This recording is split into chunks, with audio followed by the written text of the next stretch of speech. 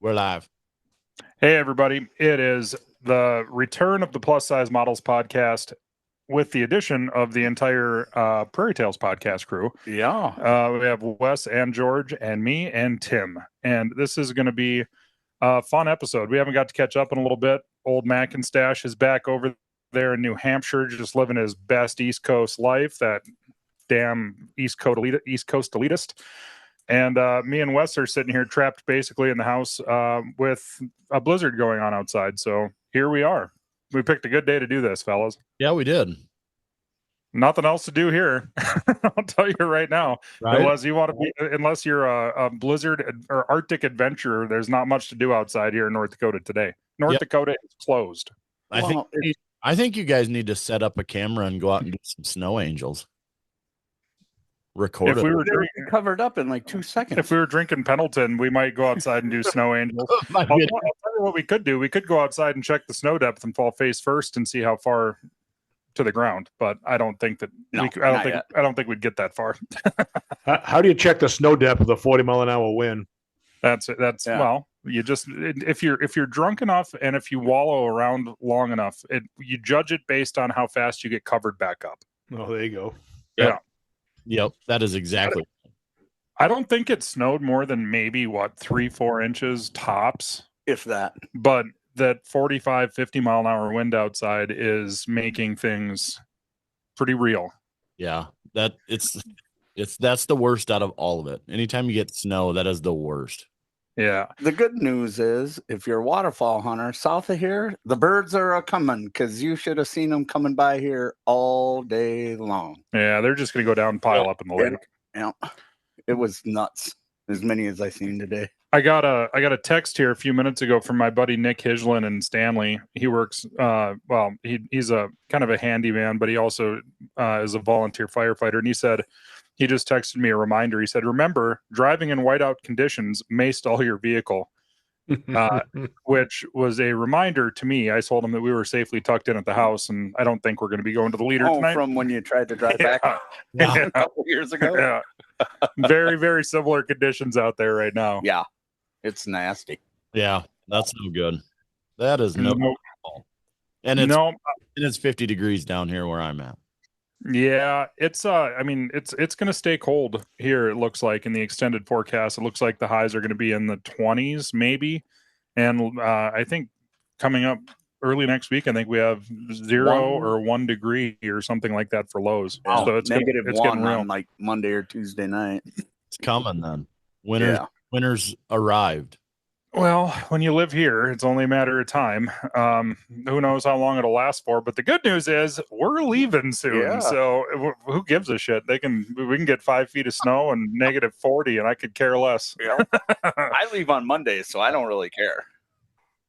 Hopefully, yeah. Hopefully you get out. I leave on Monday because that diesel pickup of his won't start if it's below 20. Oh, so. I got her primed and ready now. She's got diesel treat in her.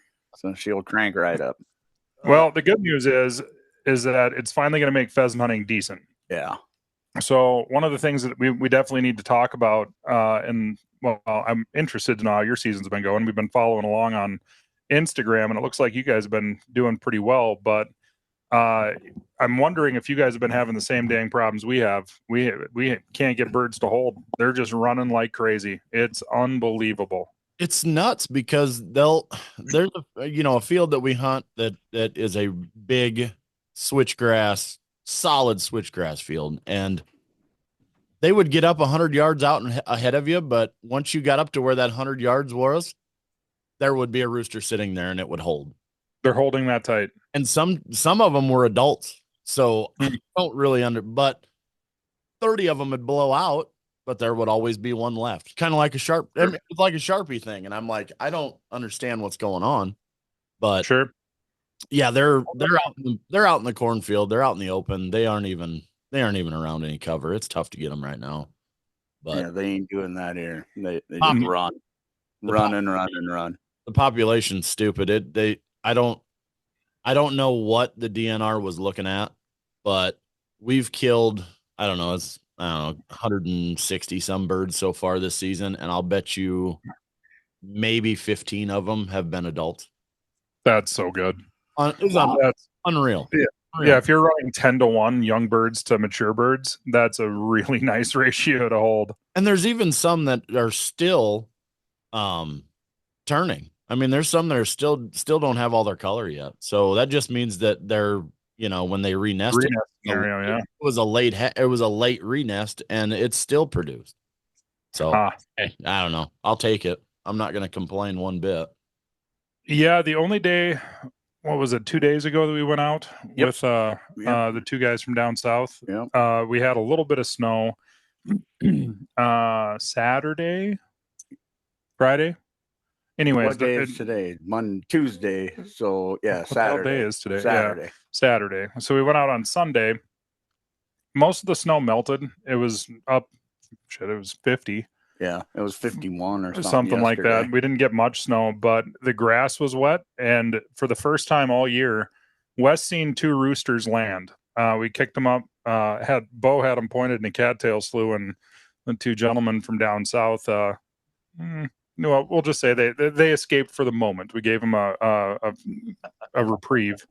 But Wes said one of them landed right between you and the road, and the other one landed right on the other side of the road next to a tree, a little itty bitty tree. And we walked up there, and those 2 birds, from where they landed, they hadn't moved one inch. Yeah. Not 1 inch. And the second one, Bo, I mean, geez, we stood there for 5 minutes and let Bo cover it. I was like, God, that bird must have ran away. Cal was down in there rooting around right beside that tree. Nothing ever came out. And then all of a sudden, Bo just kind of starts. He's kind of like honing in on it, and then all of a sudden he just goes, huh, and he just stares like right down into this clump of grass, and out he came, and he didn't make it the second time. Oh, there's a puppy on the screen, Bo. Yeah, Ansel's being needy. He's messing. Yeah. No, he's it's kind of crazy, not to change the subject or anything, but it's kind of crazy how the dogs mourn just like we do. Oh yeah. Because he has been an absolute no doubt. Yes. Yeah. So extra. My 2 last year, they were lost for about 2 months after that. It's just nuts. Yeah, they're people too, man. It's even if like when CJ or Jesse go into heat, they'll go in and stay with my grandma and my aunt and my aunt.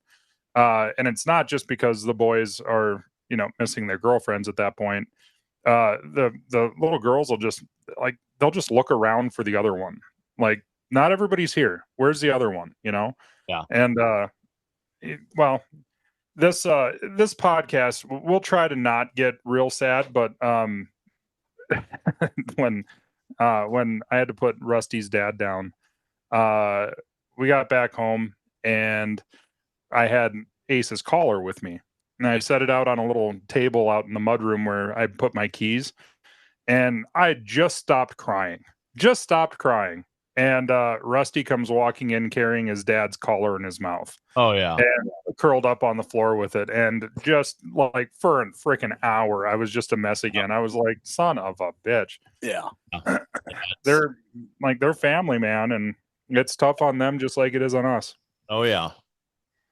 Tell if you don't mind, we've been kind of following along with what's been going on with you, but what happened? So, when I was up there at your guys' place, I mean, she was skinny, but I thought that was just from hunting.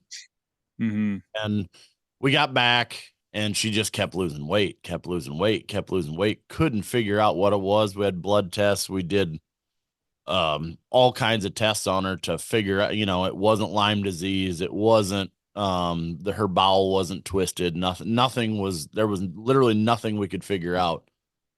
And then, so we had meds and we tried, doing different things before we did an x-ray, which the x-ray is what showed that there was a tumor right where her esophagus or where her throat meets her stomach. Yeah. And it was closing it off and she could not physically eat anything. So she would throw it up or she would throw up, anything. So she was just withering away to nothing. And then that day, what would it have been, Tuesday, we get up and we were going to go to the vet anyway to do that x-ray. and just to see if there was anything that we could do. But she had already lost 15 pounds. She was 20% of her body weight was gone. And she woke up and she looked at me like, I'm done, Dad. You know what it is. And when they look at you, like, I'm done fighting it. So then we get there and the vet's like, I need it for my peace of mind too, to know that we didn't mess up and miss something. So then we did the x-ray and that's what it was, and decided then to put her down. So yeah, That's hard. it really sucked. It was the same thing, he had a seizure, and when he came out of his seizure, he acted like he was kind of blind and very incoherent, didn't know where he was at, and went outside and then couldn't find his way back into the house. Yeah. And then by the time I put him back in the dog door and came around, he'd had another seizure on the floor. Yeah.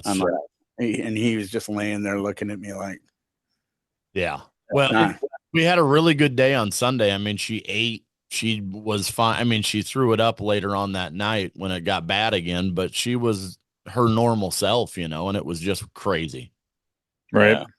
Well, they always seem to rally around that last day of that. Just when you think you're done, they seem to rally around. We had a lab once that we had called the vet, and she was going to come out to the house and she was going to put Abe down. And so we said, well, let's wait until 4:00. Let the kids get home from school, get off the bus, let them say goodbye to the dog. So I opened the door to the house up. The dog goes outside. He couldn't walk. He's outside running and playing with the kids. And it's like, what the hell is going on? I called the vet up. I said, hey, Kim, we gotta hold off on this. We've had a remarkable recovery. 24 hours later, I'm calling her. And we're loading the dog in the truck. We're bringing him in town. But It's just amazing how they always have that little bit of one last rally left in them. Yep. I mean, people are the same way. My mom, exactly. When she passed, I mean, everything was perfect. So she was normal again. But yeah. So yeah, it's the last kindness we can give them. But man, I'd be a very, very happy guy if all my dogs either just passed in the field when we're out hunting, or I wake up and they're cold. Like, having to make that decision's brutal. Yeah. Well, and Gus was the same way. He just literally, and I guarantee it was cancer, but he didn't really have anything bad until like the last 2 days. Then it just dropped, and it was like he can't walk and his whole body was just shutting down. So, I mean, that still, like you say, I wish it would have been in his sleep, but yeah, I don't know, man. They're stubborn in life as well. I mean, all my dang dogs, geez, I'm sure Rusty's going to make me make that decision whenever that day comes, because he's not, he doesn't listen to me now. I'm not going to be able to talk him into it. Yeah. That's the case. I'm scared to know what's going to happen with these two Germans that I got sitting here next to me. They're stubborn as hell. Yeah. Yeah. That's it. Yep. No, next year, I think, depending on weather, because I don't know if she'll be back yet or not. In December or in 2 weeks or whatever, to go out to the grasslands. So I'm going to make a trip out there instead of go to Montana next year, and she'll be right where Gus is at. So yeah, do it then. But yeah, Ace, Rusty's dad still sleeps on my dresser, but I can't. It's been 5 years and I still can't go and spread them. I wake up in the morning and tell him good morning. So that was almost as tough as taking him to the vet, where I spread ashes. That was tough, but I mean, that was his favorite place to go, so it made sense. Yeah, I'll tell you, the day that I had to have Ace put down, his all the Cosmos were against me. They just wanted to punish me as best they could. So on the way home, kind of start getting my shit together a little bit. Feed Jake comes on the radio. Hadn't heard that song in years. Fucking crying. Then I get home, Rusty carries out the collar, start crying. Just, I mean, it was 10 hours of just, I was like a toddler who lost his favorite toy. Yeah. God, it was brutal. Yeah. Honestly, I feel sorry for people that just treat them just as tools. And you don't know any better. That was kind of what my post was the other day that really pissed me off. There was a guy that thought that he was just being a troll, and it was not at the right time, and it was not about the right subject. Mm-hmm. So he got blocked and banned. But yeah, it just, you know what, have a little compassion for people. Just because the dog isn't, your family member, doesn't mean that it's not for somebody else. So it is for me. Yeah. I just woke up from a nap a little bit ago. I had all 4 dogs in there with me. And it's just, the whole social media thing, just don't be a douchebag. Just, if you don't have anything nice to say, just shut up. Yeah. Well, in his defense, at least he was smart enough to do it online from his mother's basement and not standing beside you at the saloon. Oh, he wouldn't have made it. He would. It wouldn't have taken any whiskey. Wouldn't have taken any whiskey for me to hit that guy. Yeah. Well, when somebody sees the size of you, I bet they probably are a little bit nicer. It takes a lot. It takes a lot for this guy to get mad, but when I do, it's not really a pretty sight. It hasn't happened for a long, long time, so I'm hoping it never happens again. But it's not good. Oh, it'll happen. I want to be there. George is going to be going up to people at the bar, being like, "You see that big guy up there with the beard? That guy said your mom's a whore." Yeah, yeah. I got $20. Says you drop somebody at Pheasant Fest this coming spring. I'm gonna go to Kansas City. Thanks a lot, George. Appreciate it. We better bring some bail money, huh? Yeah, no kidding. I don't know any cops in Kansas City. That ain't gonna be good. Yeah, I'm sure there's some that listen to us. Oh, They're out there. We'll find the good ones. But yeah, no. So we went out. So I went out Friday to a spot, and I just took the boys real quick before my buddy got off work, and took them out there. And I said, "All right, boys, we're gonna do this one for Rue." And I got a little video coming up, and I got out of the truck, and we started at 8:00, and I killed that rooster at 8:01. 30 yards. That's pretty good. Yeah, and it was perfect. I mean, the sun, and there was a little bit of frost on the grass. It was perfect. So it made it a little bit of a closure to it, but and then frickin' Olenschlager sends me a picture that he has of her and I on the on my tailgate up in North Dakota, and I'm like, oh, there's the waterworks again, just like you, and it's just yeah. And then old Ben Proctor shows up this weekend, and guess what? He's got it framed and matted already for me, and it's on my wall in my living room. But yeah, he walked through the door and he had that, and I'm like, you son of a bitch. Oh, that damn Proctor. Yeah. Those Utah guys, being all nice and trying to do something good for you, making you cry and embarrass you in public. Yeah. Well, I'm going to get him back because we're going to have to figure out a gun that actually has a safety on it for him that he can turn off. Oh, he had trouble. He had a little trouble. He could have had a triple, and his safety didn't work on 2 of those 3 birds. He couldn't get the safety off. Oh no, bending the trigger. Yeah. Cardinal sin of pheasant hunting. Yeah, poor guy. Feel bad for him for a second. Nah. No, well, Wess bent his barrel once. He fell so hard running down a hill that he bent his barrel. Then he missed a bird and wasn't so sure. He couldn't believe he missed it on the first shot. So he took his head off the gun and looked at it in astonishment before he fired the next 2 shells. So yeah, it was embarrassing in front of God and everybody. So we're gonna talk about it on the Prairie Tails podcast here eventually, but we should probably mention it on here that I did overcome my bout of Parkinson's. Yeah, he shot a management deer. He managed to freaking hit something. Yeah. Good. Atta boy. Good job. Yeah. Actually, and it was right before when we talked on the phone, it was right before the snow. So you got to go pheasant hunting in the snow then. Yeah, we did. It was Friday. Well, so Thursday, I was telling George this earlier. Thursday was the final straw, the one that broke the camel's back. I'm out. I decided I'm going to take the rifle with. I'm going to have the shotgun with, dogs with, and I'm going to go out and I'm going to make a walk for pheasants. I'm going to make a walk for deer. Anyways, first walk, I let Rusty out. He goes, we're 300 yards from the pickup. He actually points a great big buck laying in a cattail slough. Gets up, runs away. I watch where it goes. I'm like, okay, I know where that deer went. Walk back to the truck, put Rusty up, grab my rifle, walk back out there, flush 30 pheasants. No deer. Back to the truck I go. I seen where all those damn pheasants went. I'm going to go and get those pheasants. I can go back. I get Rusty out. Walk out there. Kick up 2 more really nice bucks. Back to the truck I go. I walked 14 miles on Thursday, and about 6 of it was over the same mile, just back and forth to the truck. And I just like, it's like whatever. It's like, okay, I'm going to go hunt pheasants. Wrong. Okay, I'm going to go hunt deer. Nope. Okay, I'm going to go hunt pheasants. Nope, I don't think so, son. So I get back to the house and I looked at Wes. I was like, the next deer with horns is gonna get it. And he got it. So he shot that deer on Friday, right? Friday, yeah. So Matt and I go out Saturday morning to see if we can get his doe. A quarter of a mile, maybe, not quite a half a mile from the house here stands Mr. Big Larry. 400 yards off the road, just standing there and watched us, just having a time of his life. Didn't care whatsoever. Walks off, just walks away.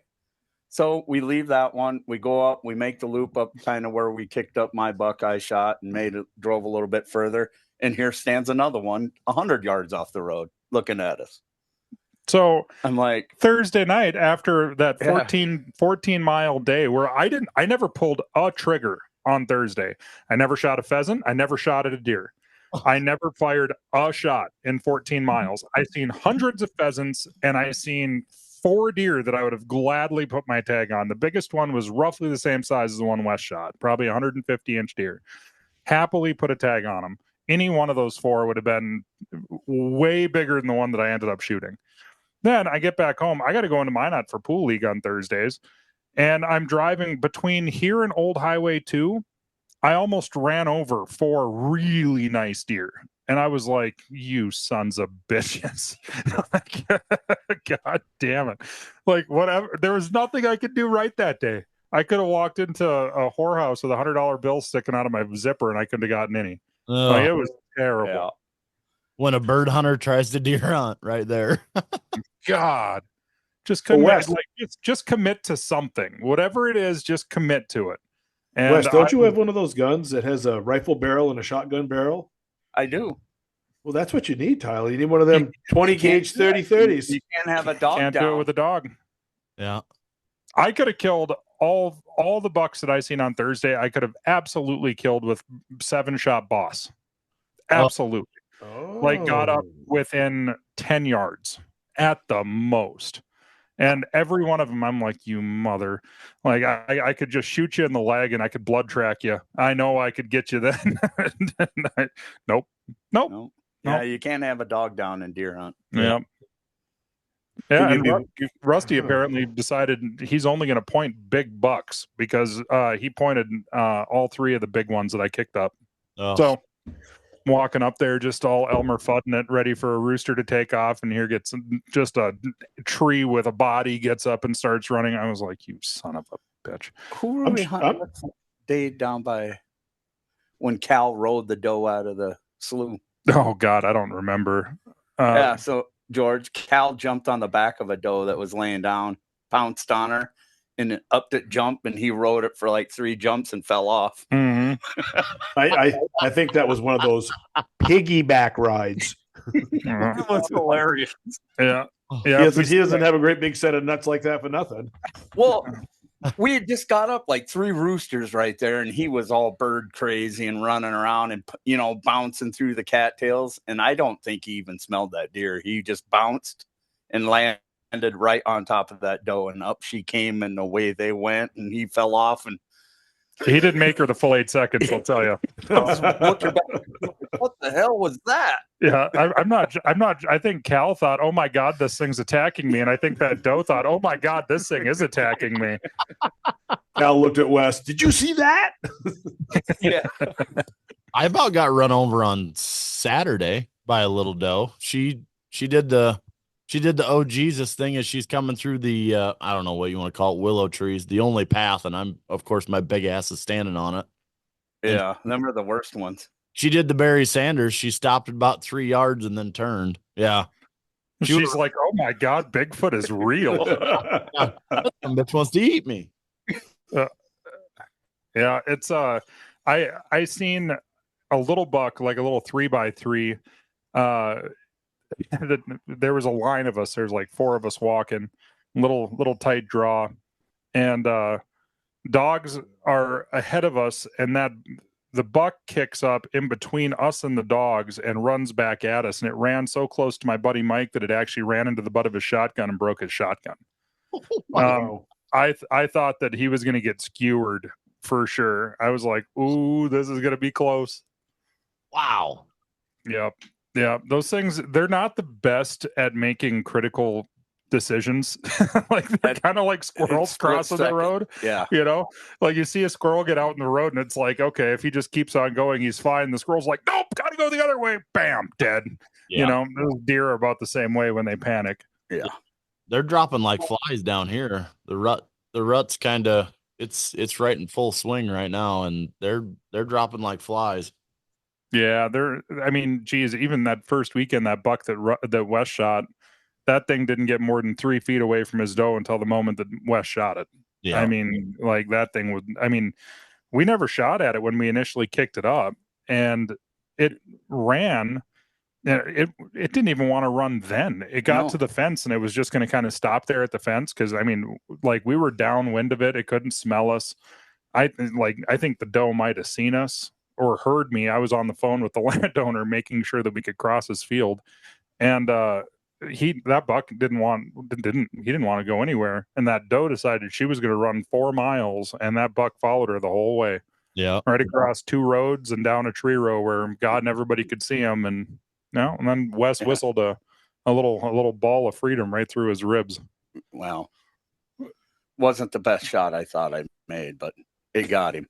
Yeah, he went down. Yeah, it's amazing what them females get you in trouble, man. That's what happens. That's right. My grandpa used to say, "You'll follow your pecker where you wouldn't go with a shotgun." That's it. That buck didn't learn that lesson. Yeah. Yep. Now he's in the freezer.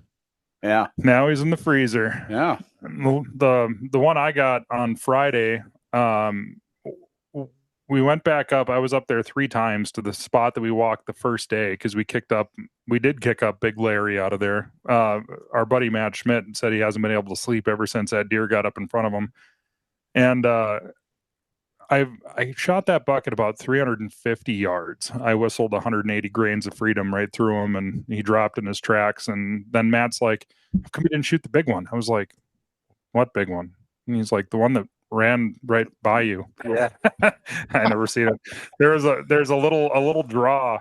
I was sitting on top of this rock pile, and there's a big draw that comes down like this. And then there's another draw that kind of goes this way, but there's a bush right here in the rock pile, and then you can't. So I would have been able to see the bigger one for about 15 feet tops. So a doe and this littler buck that I shot came running down the draw going this way. And that other one, I don't know if he's seen me or what, but I'm focused on this one. And Matt said, "I could see you following that deer." And then that other one went, whoop.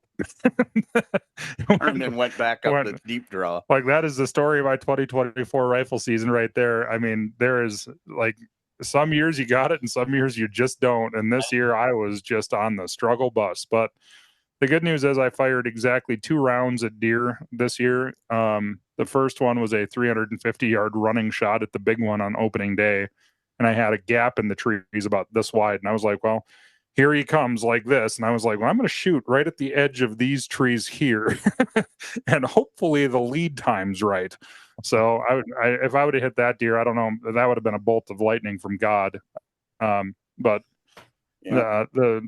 Two shells at deer and 600 at the target trying to figure out what happened to his Parkinson's. It was terrible, man. I went through a whole box of shells and the closest, my best group was like this. Oh, no. At 100 yards. Yeah, way smaller than a deer, though. It was right. That's why I look at it. It just kept going here to there, down here, up there, here to there, here to there, down there. I'm doing this. I'm like, boom, and the bullet hits way the hell up here. I'm shooting at this bottom target over here. I still think he was shooting with both eyes open. I think that probably was what I was doing, but I you know what? He's hanging in the barn, so you did it right when it counted. It worked out, I guess. He's down. All that matters. And then I could focus on deer. Matt's like, "Oh man, we saw a big one today." I was like, "I don't want to hear it. Don't want to hear it. Don't care." You could literally see the dirty pointer standing in my driveway, and I would not care at all. Right. Well, Tyler's not the only one with bad luck. Matt has bad luck too. So he's got a doe tag. There's 2 does that have been hanging around here, George, right here in these big bushes behind the house. Right south of the house. And every time he goes out there to kill them, it's like they vanish. It's literally like the ground swallows them up. It was like, I sat on Friday, I sat in my pickup with the spotting scope because there was one little like 3-point buck out there. And these 2 does, and I sat there and watched them through the spotting scope. They just bedded down out in the stubble field, right back there by where you guys got sprayed by the skunk. I was going to say he wants to watch his step back there. There's a skunk bigger than a badger. Yeah. So we get back after I shoot my deer, and we're hanging my deer, and we look, and there's those 3 deer standing out there in the stubble field. So here goes Matt with his rifle. He goes to sneak down there. He's not quite to the back fence, and me and Wes finally get that deer hung, and I turn around, I don't see those deer anymore. I was like, well, God, I was kind of waiting to hear a shot the whole time. Yeah. And then pretty quick my phone rings, and Matt's like, did you see where those deer went? And I was like, no, just there. They're just gone. Like, I have no idea. So Matt walks all the way up to the old abandoned farmstead down through that bottom, thinking that those deer would be in there. He peeks over top the hill, making sure that it didn't just walk over that little ridge. They're nowhere to be found. He gets all the way back here. He's putting his gun in the truck, and I look up, and I was like, they're back out there. They're right there. Like, those deer are standing not 200 yards from where they were when you left. And he's like, shut up. They are not. And I was like, I can see them. I was like, grab your binoculars. He's like, what the? Like, and so like he's standing there and he's just shaking his head, and now it's dark, I mean, it's past shooting time. So the next morning he goes to go out and start his pickup, and kicks all the dogs out. Look outside first. He just kicks all the dogs out, and right here in that corner where that big plum thicket is, there they are standing there. He could have shot him off the porch. 250-yard shot right off the porch. He's like, the dogs start running that way, and I'm yelling at dogs trying to get them back in. The deer take off. Oh my gosh! Yeah, it's been quite a deer season up here, man. Let me tell you. Then on Sunday we get back. They're out there again, and Matt takes off again, and he gets out there, and they bust him, and they run just across the fence over under the posted stuff. And he's like, I don't know, like, what am I doing here? Like, it doesn't make sense. And he can't get a doe up in front of him when we're out hunting, but every big buck gets up right in front of him, every single one. But he hasn't had a doe get up in range yet. Yeah. We'll just get a hacksaw and cut the antlers off it. I told the other night, but he's like, who the hell wants to pull one out of that, that tall CRP that we're talking about, a half a mile, 3/4 of a mile. Nobody wants to do that. He's like, so I ain't shooting one back there. Right. Yeah. Wes could drive right up to my deer. Yeah. Like Matt could have shot a doe out there, no problem. We could have got right to it. Yeah, that's what I look for when I was deer hunting too. How close can I get to where this deer is going to be with a vehicle? Right. I don't want to drag anything. So here you can drive right across the field to go out and pick up a deer. Whether you have if it's unposted or if it's plots or whatever the case may be, you don't have to talk to the landowner or anything. You just right through the field you go. And there's some places, and we do have. My buddy Bob left his Polaris Ranger out here so that if we did get one down someplace, it was a little bit less accessible. And we have done that in the past where, gosh, I think 2 of the big mule deer that we got a couple years ago were way back in a piece of state trust land. And I mean, way back in a piece of state trust land. And we had to come back and get the ATV and go up there and get that thing down to go back there and get those deer, because we would have had to drag them for 1.5 miles around a damn lake to try to get them out of there. Call me and say, hey, bring the pickup and come pick up our deer. And he's like, oh, you can bring the Ranger. And I'm like, I got to hook the pickup up to the trailer so I can back the Ranger off to get. I thought you would just drive the Ranger off.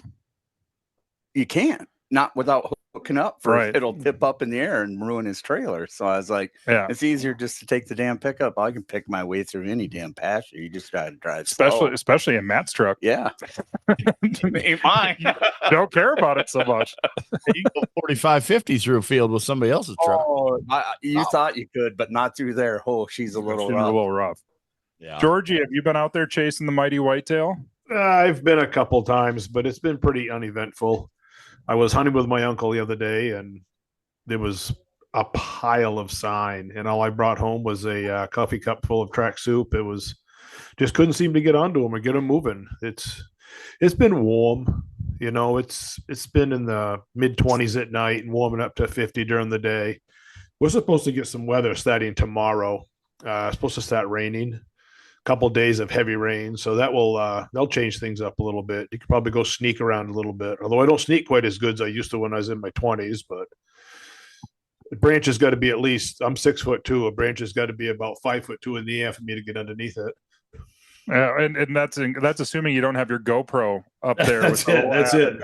That flipping me over backwards. I haven't been too worked up. I haven't been too worked up about deer hunting this year for some reason. I don't know what the hell it is, but I think you're in a little bit of a funk because you're not out here with your buddies. Well, I'm kind of looking forward to going deer hunting, like walking in the grass. My uncle and I were walking out on Saturday, and I said to him the grass was about 6-8 inches tall. It was the edgewater and mowed in August. I said, I want to show you something. He goes, what? I said, this is how you hunt in North Dakota. And I went around that 8-inch deep grass. I'm saying, this is what it's like. You're walking grass this deep. No branches, no holes. Well, there's holes, but there's holes. No rocks to trip over. It's and the place we've been hunting is straight up and straight down. And I've been getting my exercise. That's about all I've been getting though. Yeah. So I have zero desire. Zero. Yep.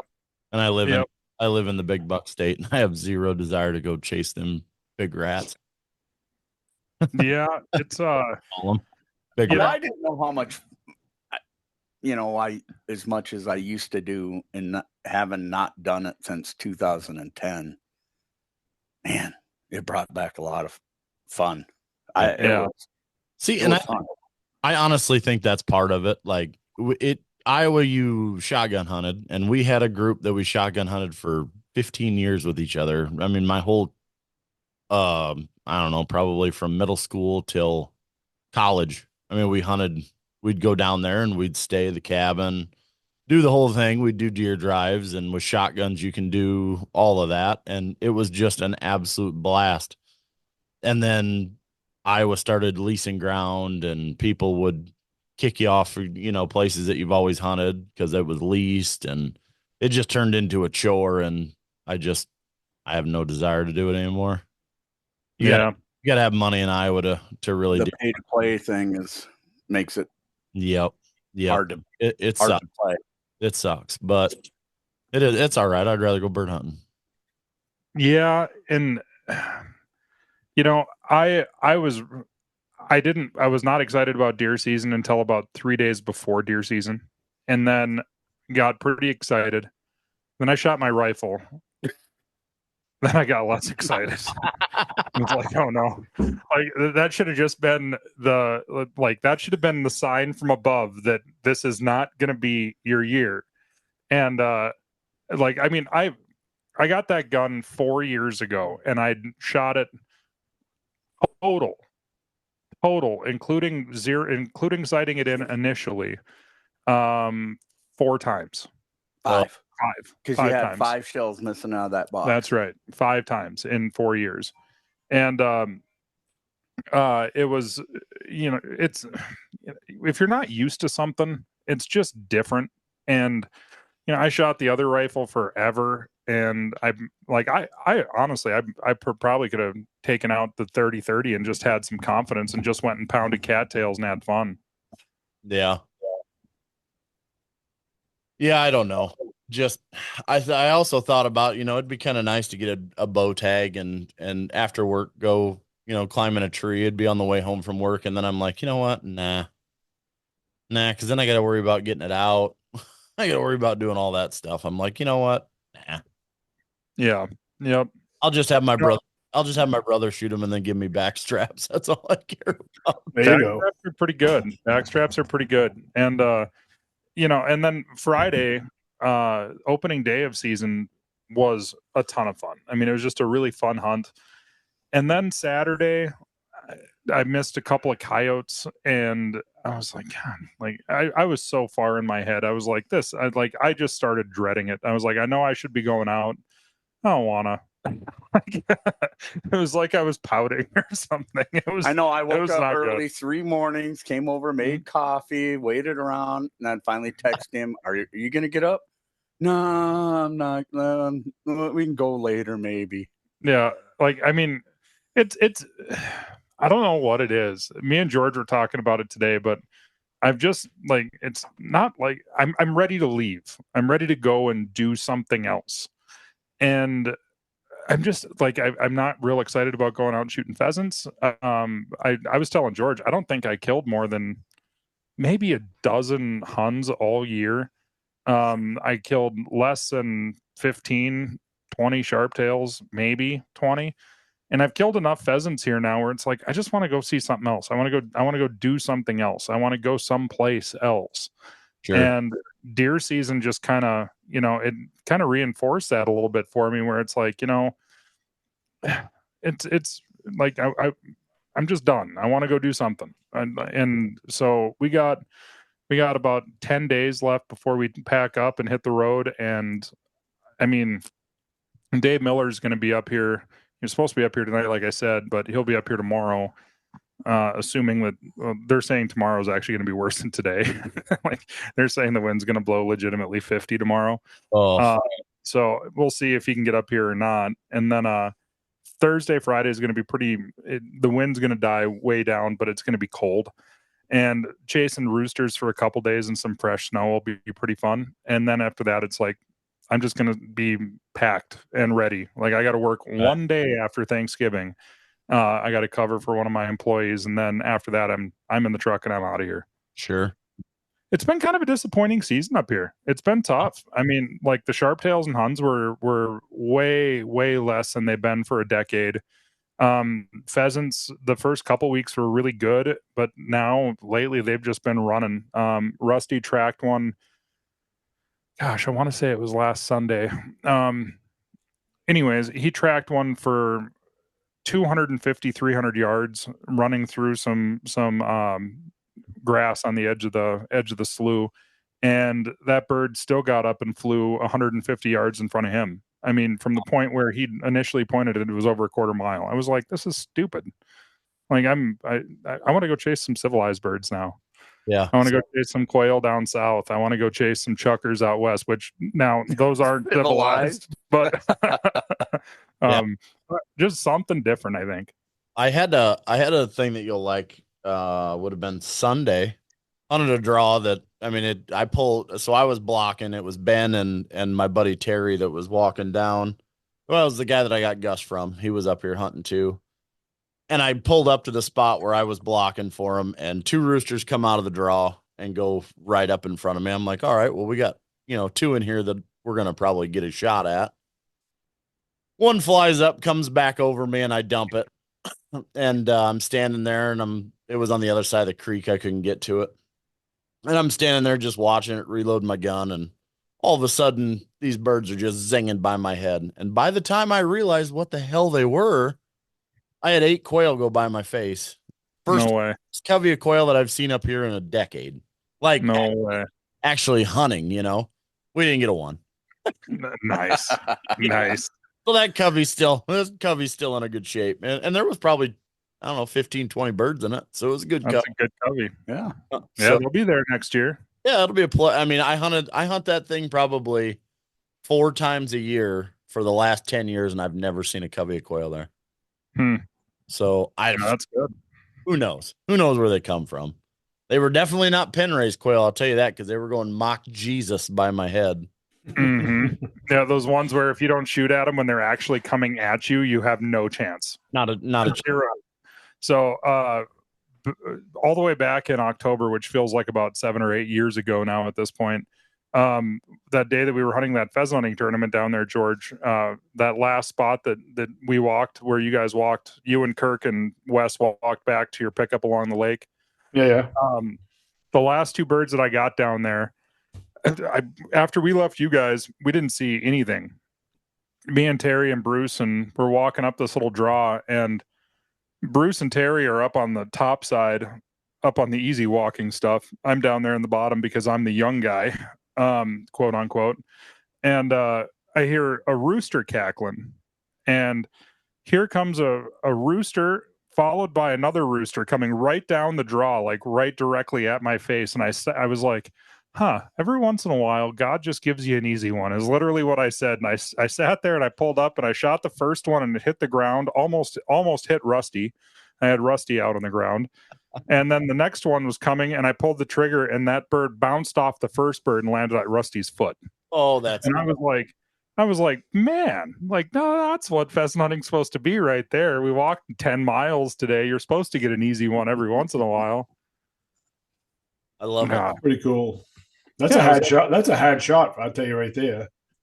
I love those shots. If I one time in my life, preferably when I'm older and I can't walk, so like next year or the year after, going over to England and doing one of those driven shoots, I think would be so much fun, because I am really good at that shot, that high incoming shot where they're just, okay, I'm going to shoot you right here kind of thing. And if you can, I love that. I love that lead. That's fun. I want to go over there and do that. And I want to hunt them red grouse really bad. Really, really bad. That'd be fun.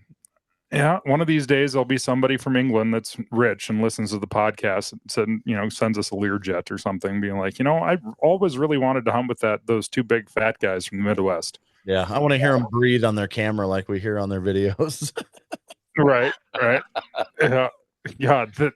It still cracks me up. I every once in a while I'll get a new comment on one of my older videos, that pheasant hunting in the snow video from a couple of years ago. And every time it's like, Jesus Christ, are you okay? And every time it's like, shut up. Like, yes, I'm fine. From the guy that I was bent over tying my boots the other day, he's like, what are you breathing so hard for? I'm like, I thought he was going to pass out. I was concerned. We're trying to put a tarp over his boat, and it sounded like he just got done. Sounded like he just got done running a marathon. I was like, "Do you have fluid in your lungs?" Or no, it's just that's what happens when you get old. God dang! You can't bend over and breathe no more. What gets real good about 60, when you bend over, you can't breathe. Then you lose your vision. Everything gets blurry. That's where I'm at. I have 2 pair of cheetahs now. Yeah, you stand up real fast and you pass out. You forgot a pair here. Oh, I know. I didn't forget them. They're there for a reason. No, I've been using them every once in a while. Yeah. That's some really high magnification on them. Oh, it gets better. My buddy Mark that we stay out at the bunkhouse, he leaves them literally everywhere. I bet you he's got 60 pair of cheaters, and there's like one in every room and every vehicle, and they're all over the farm. It's great.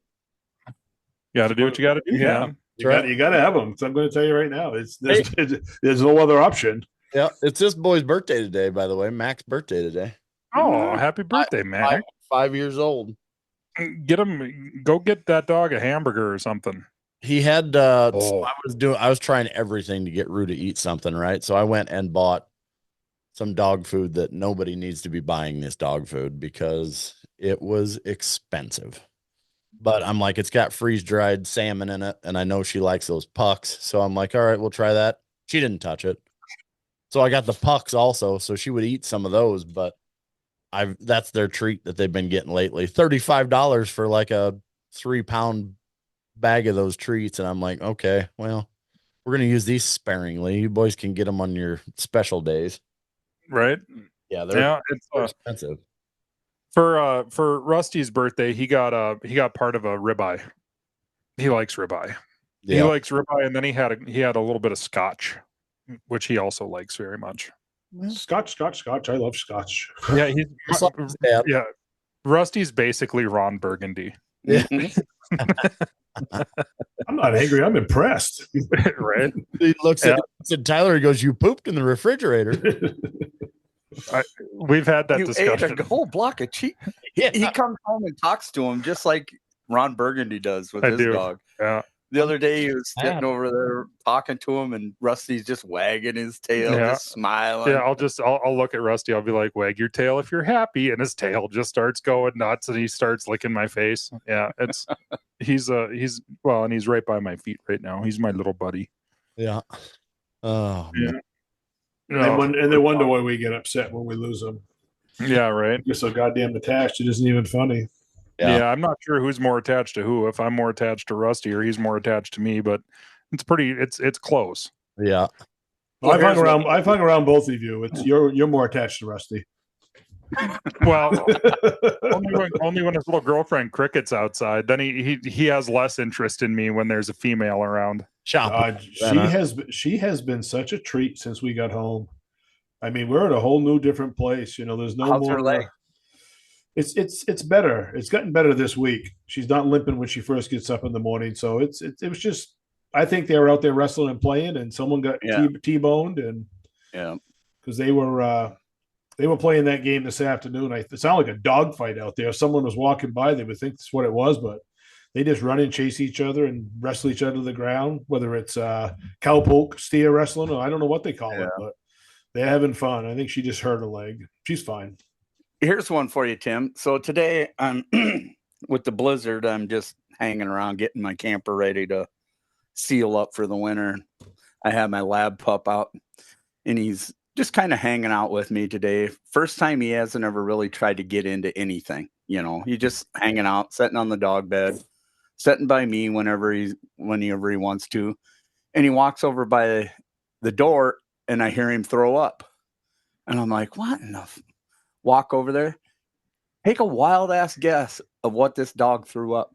I don't know. Pheasant head.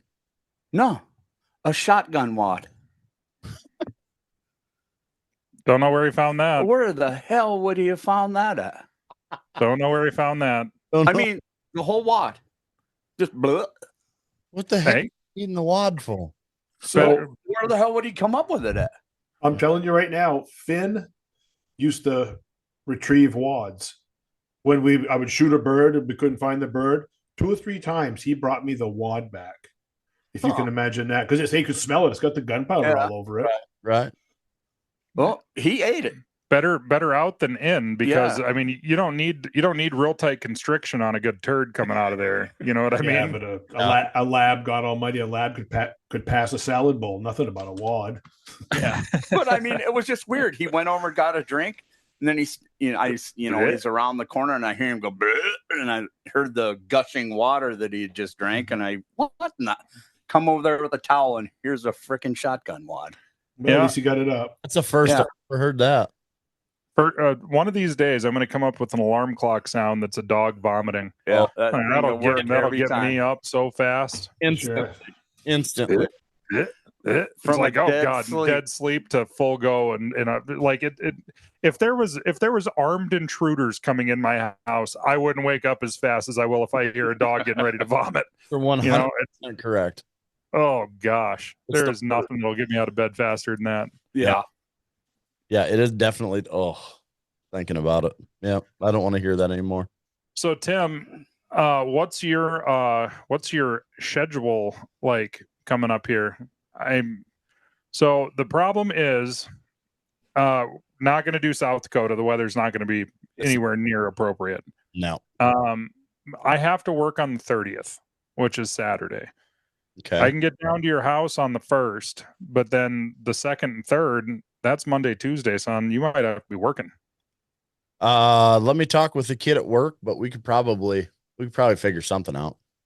Okay. For sure. Yeah, just and regardless, I can just come down there and hang out for a day, and maybe we could hunt for a little bit I could drive part of the way on Saturday and finish up the drive on Sunday, and we could go out and get a couple hour hunt in or something like that. And if you got to go to work, you got to go to work. That's no big deal. But yeah, I mean, I don't have. I know that weekend is Thanksgiving, so there'll be people here. But yeah, I mean, yeah, on Sunday you're more than welcome, or you're more than welcome to get here on Saturday and hunt with us on Sunday too. I can't. I gotta work on Saturday. I won't be done till 1:30 in the afternoon or so. And then I'll have to come home, load dogs, and that's load my stuff and bail. So Sunday afternoon and Monday. Yeah, I'll talk with my buddy Josh, who I work with, and see what our schedule looks like. It probably won't be a problem. Okay. Yeah, just let me know, and then I think after that I'm going to try to get down to Kansas for a couple days, and then have you decided are you going to drive out to Michigan? Yeah, I'm going to have to. Then people won't ever call me back. If there's anybody out there that listens to this podcast that runs a dog transportation company for gun dogs, send us a DM, because Wes is trying to get his lab out to Michigan to go to training for the next few months. And there's a company based here in North Dakota that Wes has tried to call about a dozen times and he can't get him to call him back. Yeah, you're going to have to drive out there and turn and burn. That's a long ways. Well, if if my nephew comes up for Thanksgiving, we'll spend Thanksgiving and my birthday at my parents'. We'll get up the next morning. We'll leave. It's 11 hours from their house. Oh, okay. That's not so bad. You can make it in a day. Yeah, we can drive there in a day, drop him off, talk to him a little bit, turn around, drive back. Sure. Still sucks. Yeah. But but at least if the guy has somebody with you, doing it yourself anymore, 22 hours is way too damn long in a vehicle. Yep. Even running down the interstate, it sucks. No, I got about 10 hours in me. I don't know, George, I don't know how you drove from here to Florida and Florida to New Hampshire at your age of 80. And in like 2 days. And yeah, it was unbelievable. Your age of 80. I let that slide. Yeah. Well, you know what I tell myself when I have to do that? I go, all right, this is going to be my job and no one's going to come relieve me. And when I left North Dakota, I drove until I left there. What did I leave there? 5 a.m, 6 a.m, something like that. Morning. Yeah. And 3 hours before we were awake, I'll tell you that. Yeah. And 9 o'clock that night, I stopped driving. I've got to stop and get fuel, and I stopped, to feed the dogs. And I pulled into a rest area, laid the seat all the way back. I slept 3 hours, got up. Well, I'm wide awake. Drove again. You just got to get your hours in and get your hours in. Then I drove through Kansas City, and I tell you what, why I didn't die in Kansas City, I don't know, because I couldn't keep my eyes open. Then you just get another hour's worth of sleep, and daylight comes, and just keep on driving. You kind of get into a zombie zone, and And I know guys though that can do 24 hours straight. I can't do that, but nope.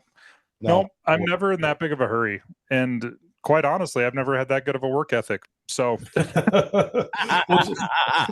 the worst part is, it's not that I'm in a hurry. I just want to get it over with, right? And then it's almost like it sucks. I'm more inclined to drive hard on my way home. Like when I'm on my way to a place to go, like when I'm going down to meet Tim or down to Arizona or whatever, 9-10 hours, and I just want to stop, because I'm like, part of the drive for me down there is part of the adventure. Like I like going and taking little side roads and going to the Billy the Kid Museum in Lincoln County Jail in New Mexico and all that kind of stuff. So like I always have a lot of fun on the way down, but when I'm ready to go home, I'm ready to be home. Yep. And then it's, I'll push it 15, 16, even 17 hours sometimes on the way home, but not on the way there. Yep. When I went out to get my dog box from Ben, I took my time out there, getting out there, but then, I cannonballed it the whole way. What was it? 12, 14 hours, something like that back. Mm-hmm. Worth it. I got to sleep in my bed that night. It was worth it. Yeah.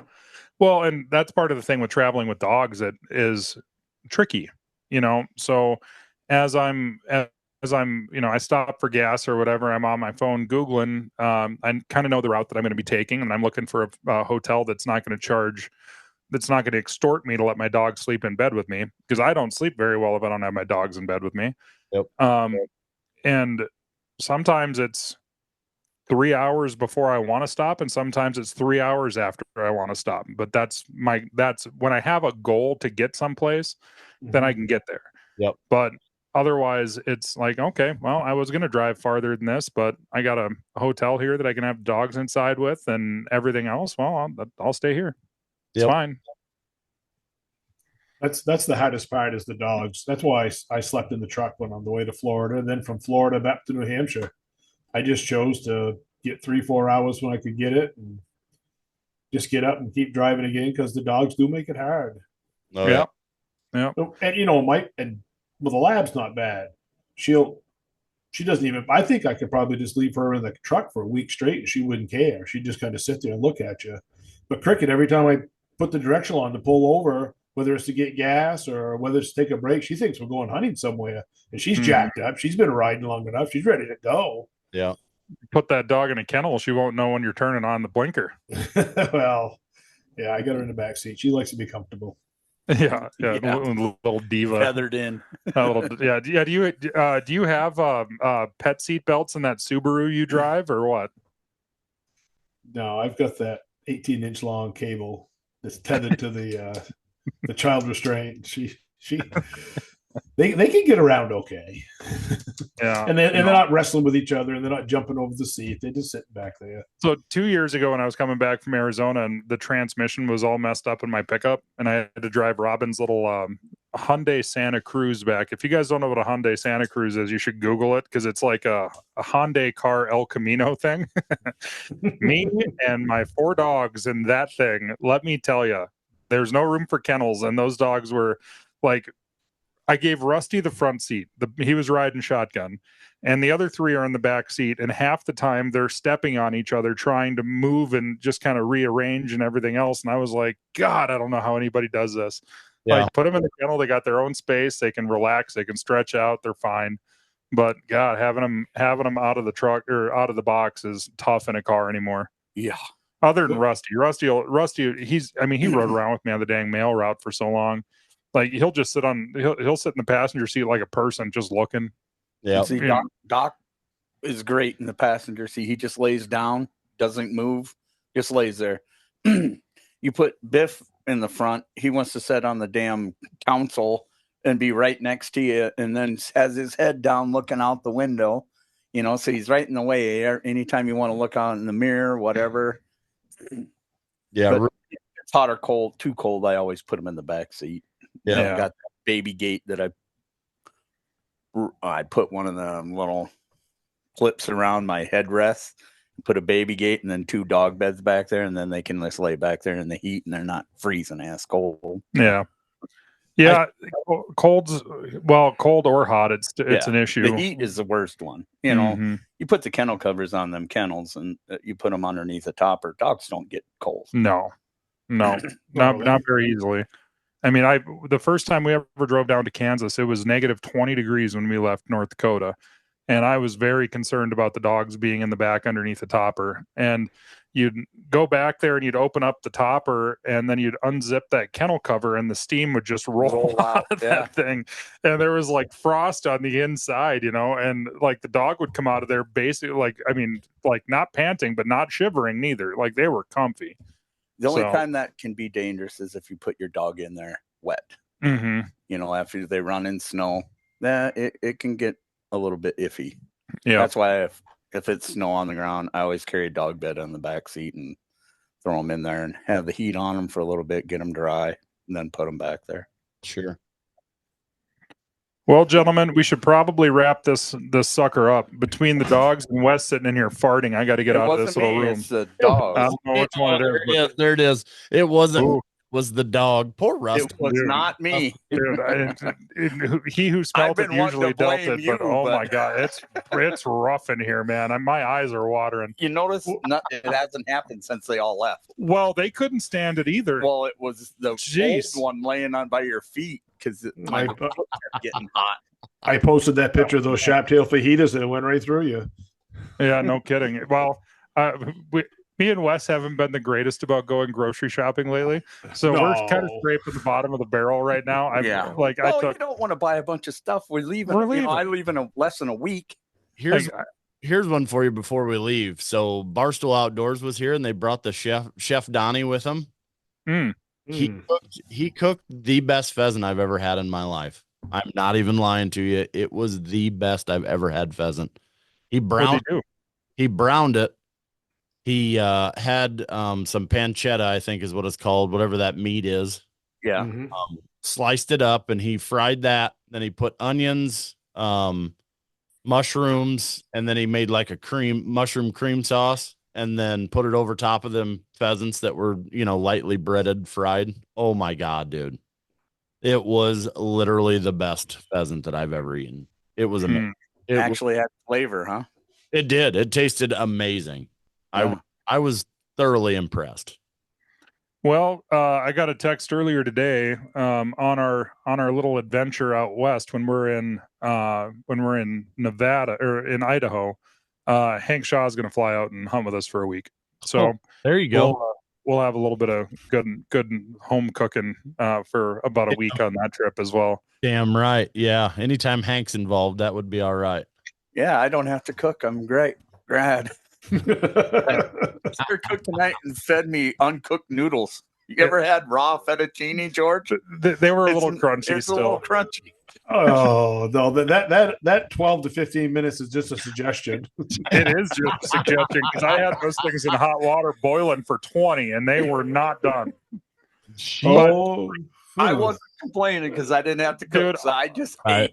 I'll tell you right. Okay, so I worked today, and I got back home and hung out for a little bit, and then I decided about 4:45 or so I was going to take a little nap before we were going to do this podcast. Well, I woke up at 5:30. I slept for about 40 minutes, and I was like, I got enough time to, whip up a little. I don't know what the hell you'd call it. I was gonna make macaroni hot dish is what I was gonna make, but I thought that we had different pasta in the cupboard than what I thought. So we had those fettuccine noodles that George had, and so I was gonna, because Wes has got a real aversion to Campbell's tomato soup, and I love it, and so like that's what I put that in that macaroni hot dish. I could tell it. It wasn't that. What was this? Was pasta sauce. This was that 4-cheese marinara. Okay. All right. But it tasted a little weird tonight. 20 minutes, and those noodles weren't quite done yet, and the hamburger was brown. I was like, we got to jump on a podcast in 10 minutes. It's done enough, son. The hamburger, the sauce went right in there, and a little cheese in there, and away we went. So yeah, that cooking time, though, that's not from the time you take it out of the faucet at 32 degrees. That's from the time it starts boiling.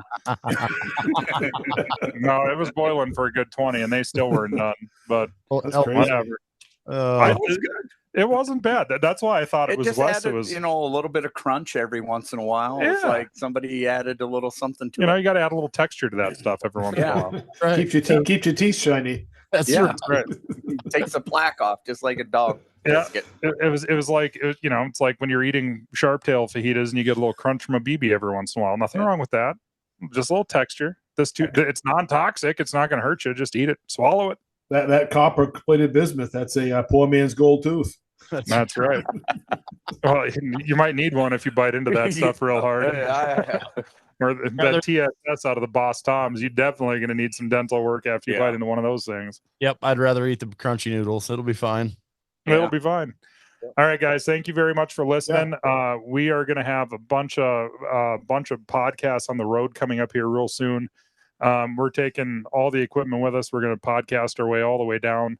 We're going to hunt Iowa with Tim, Kansas, Arizona for about a week, then up to Nevada. Then I'm going to be around Idaho I think we're going to be up there for about 10 days, somewhere around 9 days, something like that. And then back down, maybe stop and hunt for another couple days in Nevada, and then back down to Arizona for a few weeks. So we're going to have a lot of podcasts coming up for you guys. You guys can follow along on our adventure.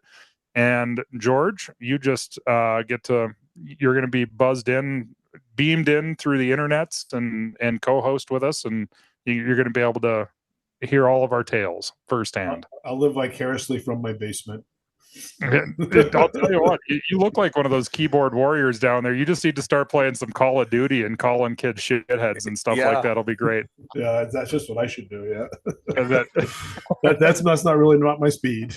All right, man.